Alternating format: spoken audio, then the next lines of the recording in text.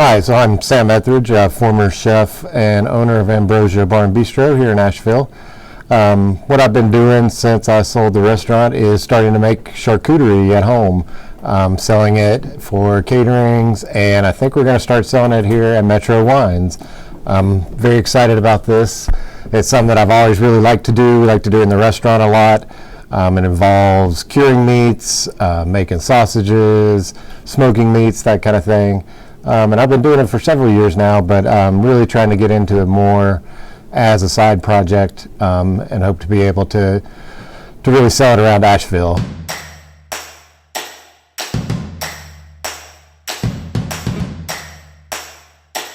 First process of this is finding the meats. Great thing with Asheville is we have so many local farmers to choose from, and butcher shops, so I get it a lot of times down the street from the shop, or I'll go directly to the farmers and source the meats. And that's the most important thing, is starting with a good product, and then going from there. So part of the process with curing meats is it takes months, and what I've tried to do with mine to try to kind of make it unique and speed up the process is I use vacuum sealing. So for the process, I start with the meats and cure them in a salt mixture that includes sodium nitrate, sugar and salt, and various herbs and spices, but you don't really add those too much at the beginning of the process. And then I cure the meats for 2 weeks in refrigeration. After 2 weeks, you take them and wash them off, and you add then your heavier seasonings, paprika, herbs, or that kind of thing.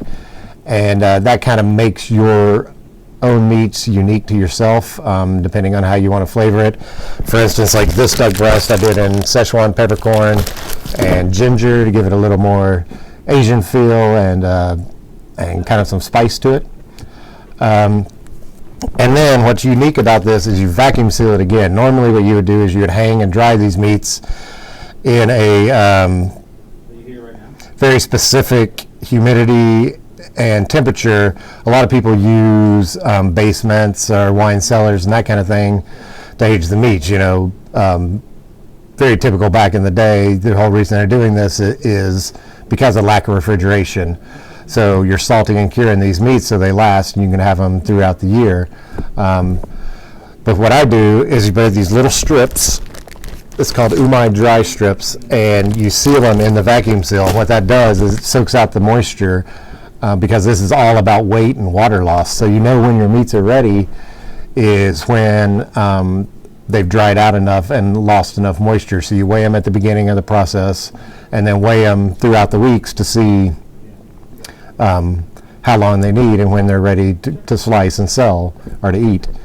What the little vacuum strips do is they suck out the moisture, and you leave it in refrigeration, which is kind of unique because normally when you're doing cured meats and that kind of thing, it's not under refrigeration. So to me it's a little safer and just a more modern way to do it, and it speeds up the process. Normally you would age these meats anywhere from 3 to 6 months, but I'm able to do it in about a month or so. With the salting process, it takes about a month and a half, sometimes longer. The longer you do it, the better it is. And I hope to be able to do a lot of different flavors with this. You can add so many different herbs and spices and different cuts of meat. Right now I'm doing a brajola, which is a top round duck breast, which I like to do because of the amount of fat. It adds just a really nice silky flavor with the duck skin on top. Copa, which is a prized piece of meat. It's a very small piece of meat that's kind of at the end of the loin and the shoulder. So butchers and chefs love it, but you just don't see it a lot. But it makes for great curing, and that's when you get a capicola, or on The Sopranos they call it gabagool. And then I've got loma, which is a cured pork loin, and still working on other things. I like to make sausages also, so different flavored sausages are summer sausage, smoked sausage, and hopefully we'll have all those available here at Metro Wine coming up soon. Thanks a lot.